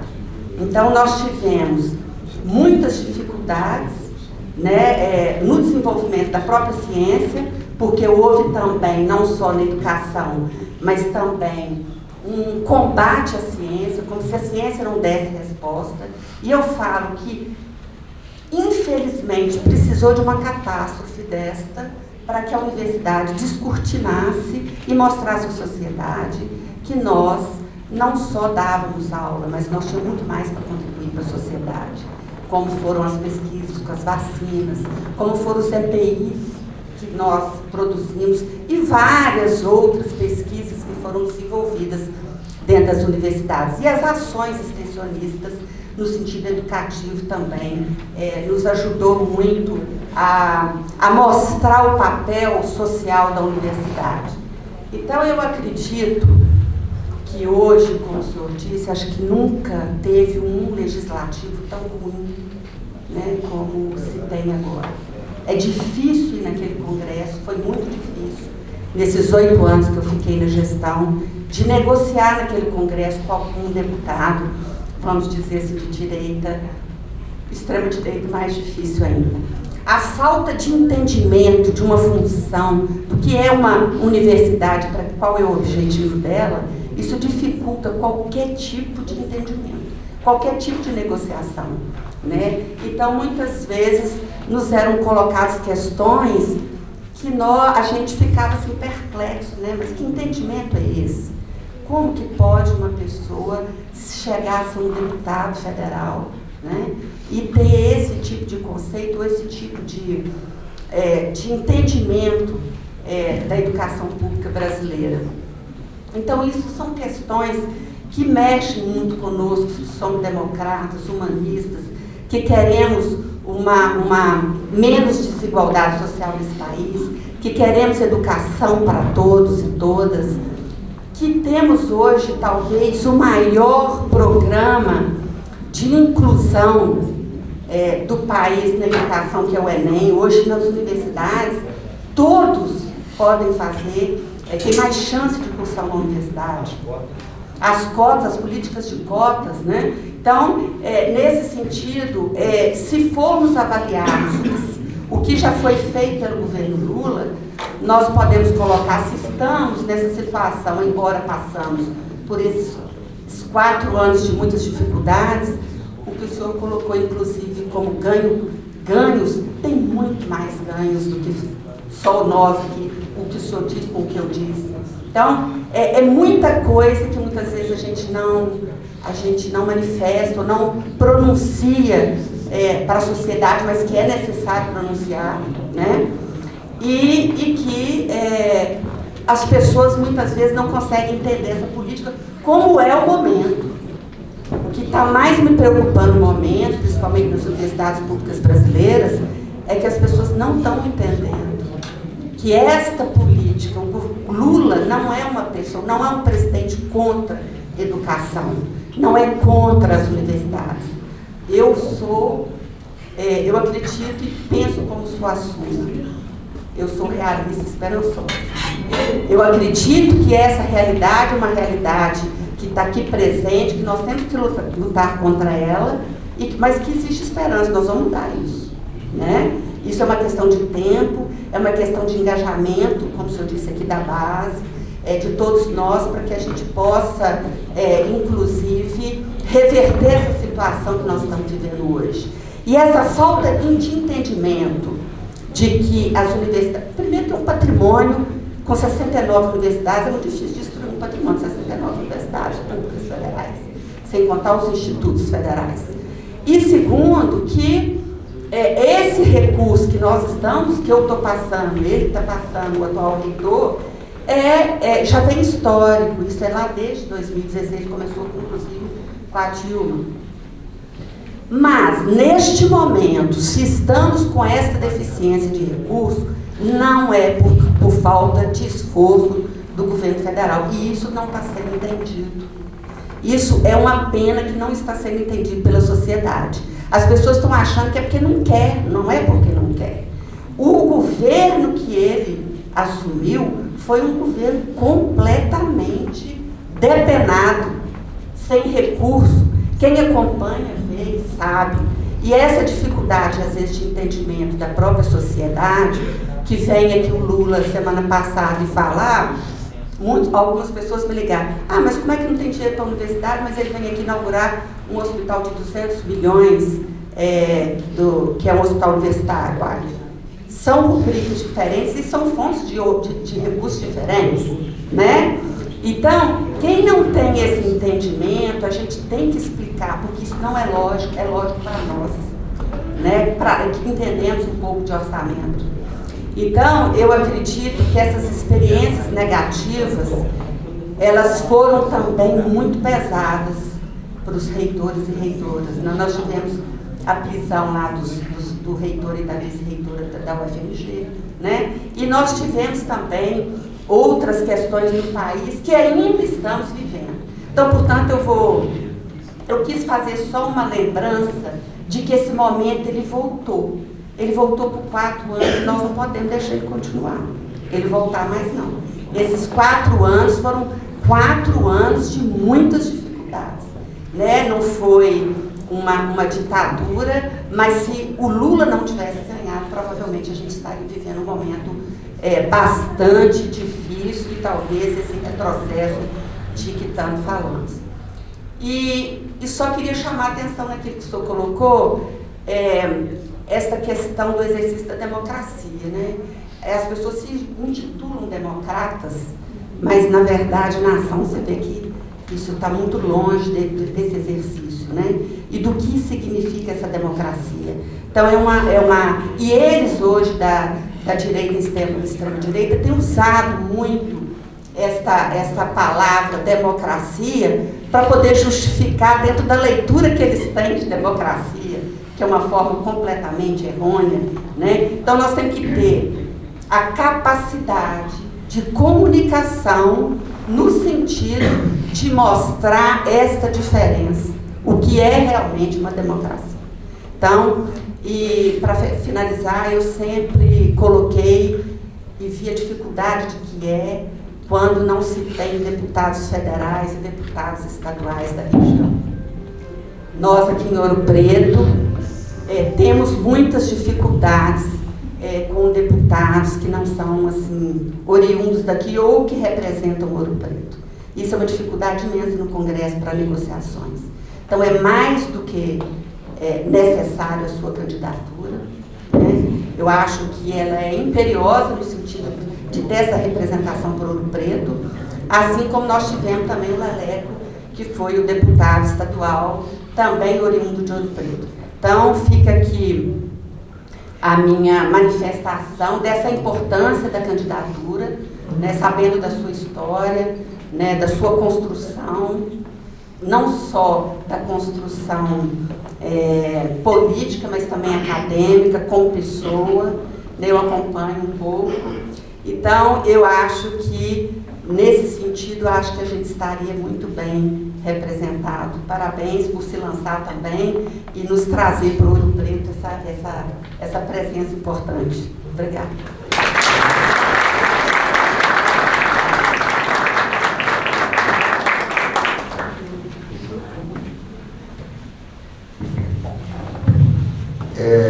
Mais alguém quiser manifestar, fica à vontade.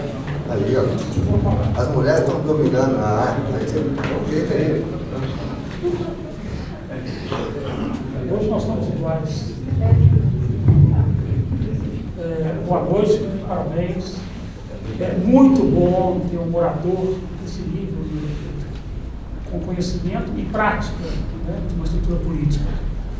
Mas a questão da relação política unilateral, quando quando se vê o outro lado como fascista, como direita, como não presta, não quero, isso veio a partir do momento em que uma esquerda tomou poder.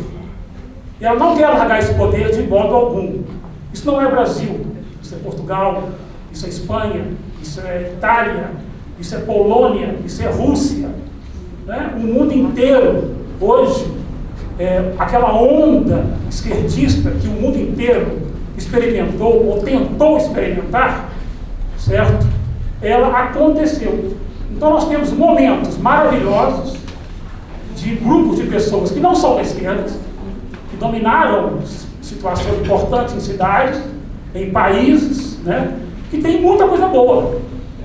Tá certo? Então, por exemplo, uma pessoa tem uma ideia diferente, no caso do Brasil, do PT, ele é fascista. Eu pergunto, o que é fascista? Tá certo? Então, assim, é um adjetivo muito simplório para jogar em cima de uma pessoa que não tem o entusiasmo de ser da esquerda.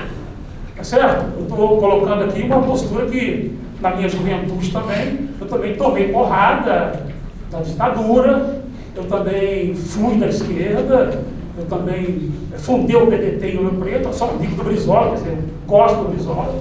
Naquela época tinha uma rixa muito grande entre o Brizola e o Lula, é uma linhagem diferente, né? mais educativa e menos sindicalista.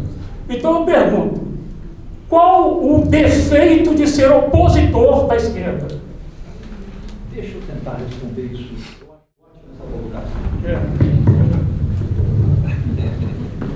Parabéns pela ousadia de colocar isso de público. Isso precisa ser colocado nos debates. As pessoas têm que ter a liberdade de dizer. mas com o espírito construtivo que você coloca. Eu vejo estruturalmente um problema de cultura, um déficit estrutural de cultura democrática neste país. Um déficit estrutural de cultura democrática neste país. Vou dar um exemplo.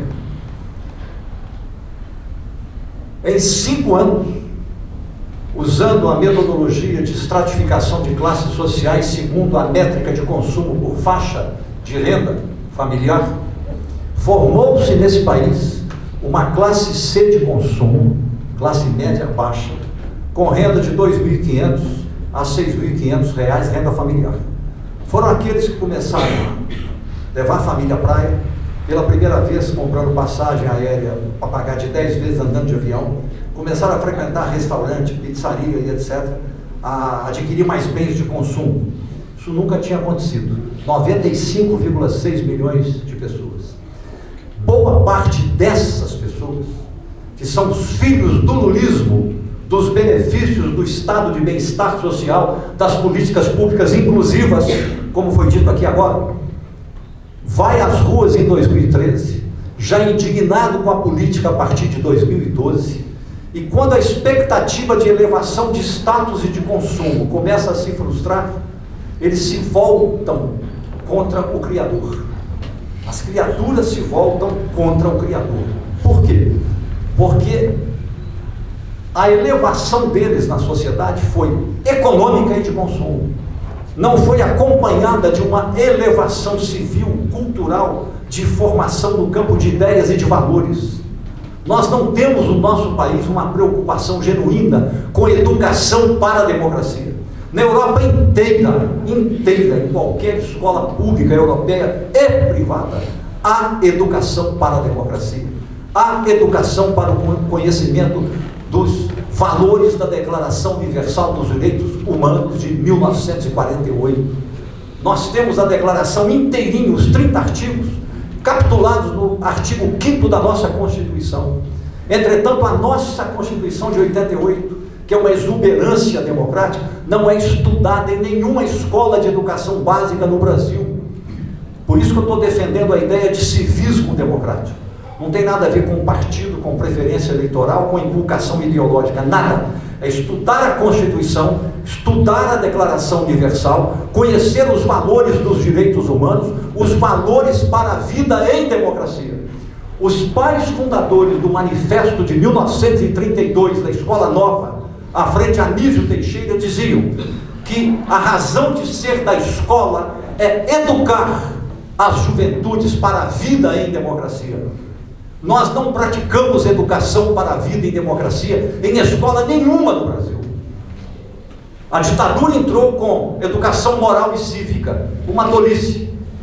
E nós não temos resposta para o autoritarismo que se veste de democrata, disputa a eleição, se conquista o poder pelo voto, começa a desconstruir por dentro da democracia e por dentro do poder a própria democracia. Olha o Trump agora.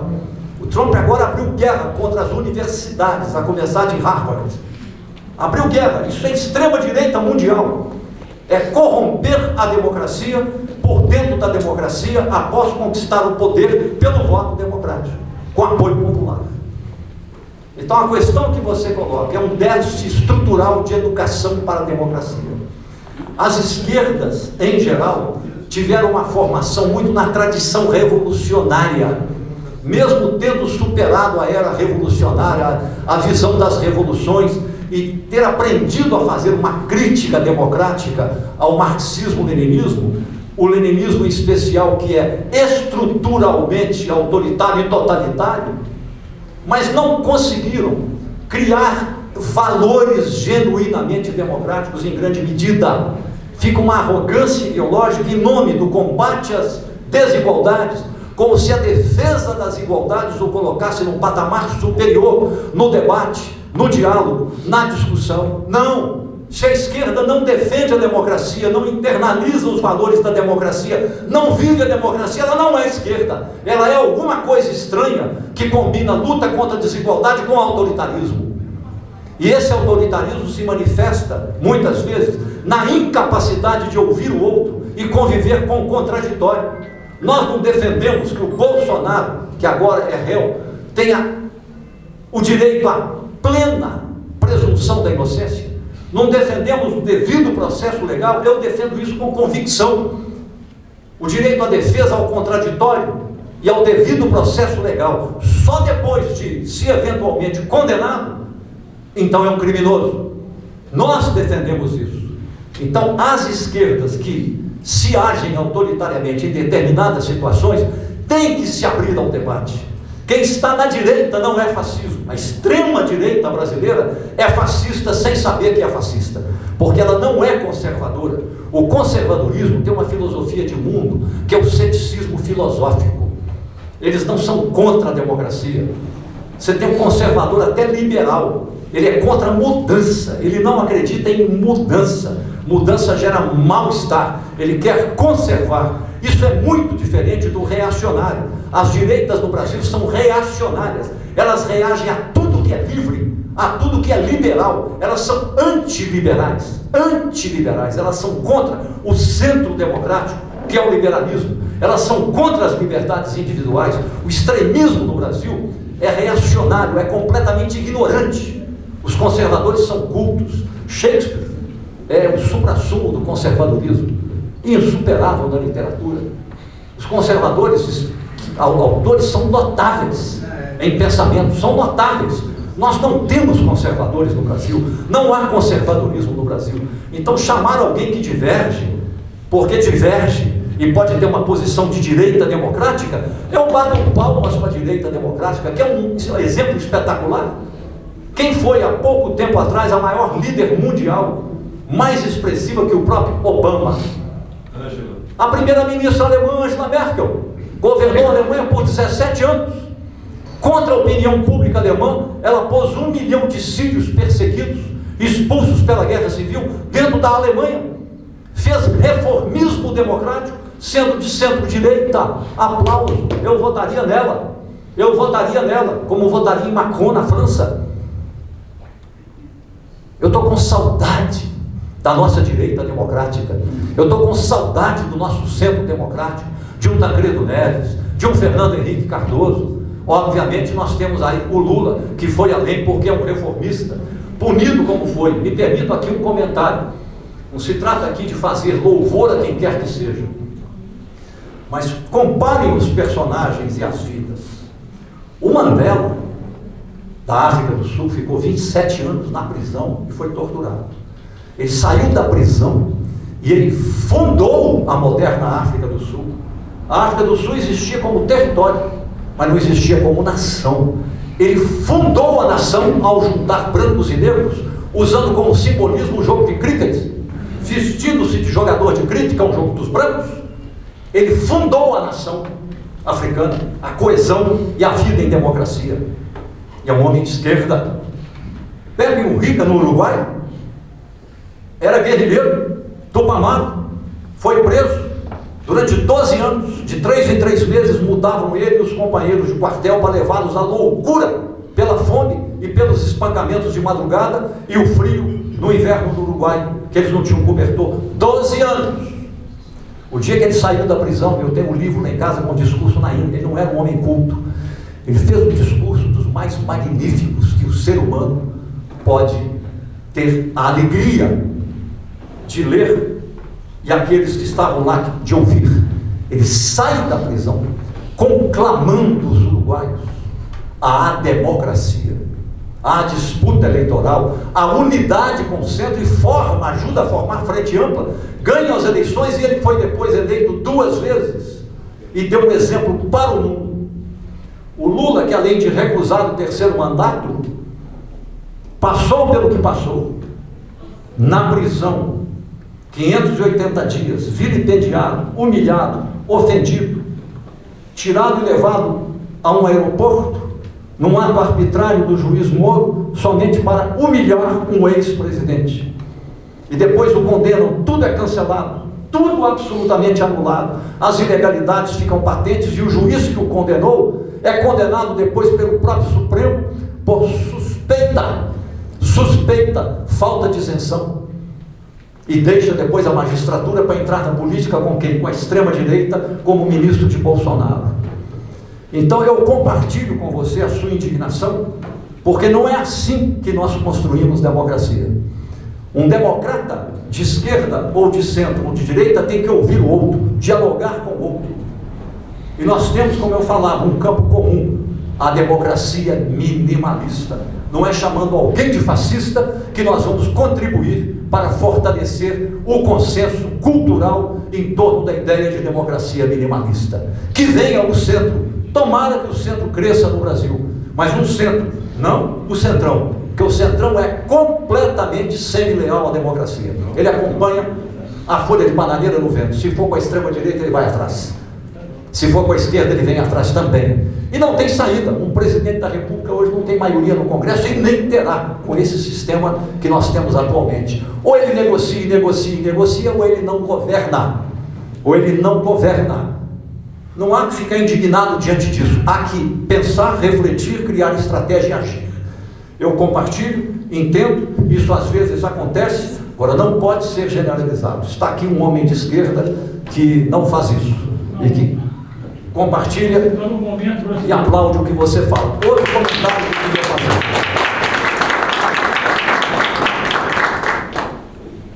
Nesse momento, há um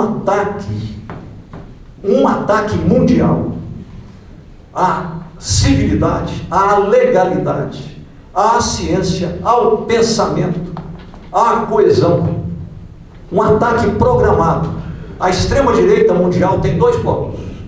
Tem um bloco chamado supremacista, cuja figura mais expressiva é o Putin. A ideia imperial, refazer o Império Russo expandindo em cima de Ucrânia e eventualmente em cima de outro território. A outra concepção da extrema-direita é a destrutivista. Conquistar a democracia para destruí-la por dentro. É a desconstrução e a destruição das instituições, das forças armadas, do poder judiciário, do poder legislativo, da ciência, para impor ao país fake news. Tudo é relativo, não há fato. Se não há fato, não há evidência, você não tem como ter diálogo, você não tem como ter confiabilidade na palavra, você não tem consenso. Tudo é fluido, é uma desconstrução total. E isso tem um ideólogo chamado Olavo de Carvalho, que é o guru da extrema-direita brasileira. Aliás, a altura da extrema-direita, porque é um completo idiota. É um completo idiota. Mas é o guru da extrema-direita. Esse é o quadro. Agora, essas pessoas estão se preparando para disputar as eleições e para ganhar o poder e voltar ao poder. E o filho do ex-presidente está dizendo que se o pai não recebeu o benefício da anistia, é pela força, chamando ao golpe de Estado. Isso dito, desculpa, só isso.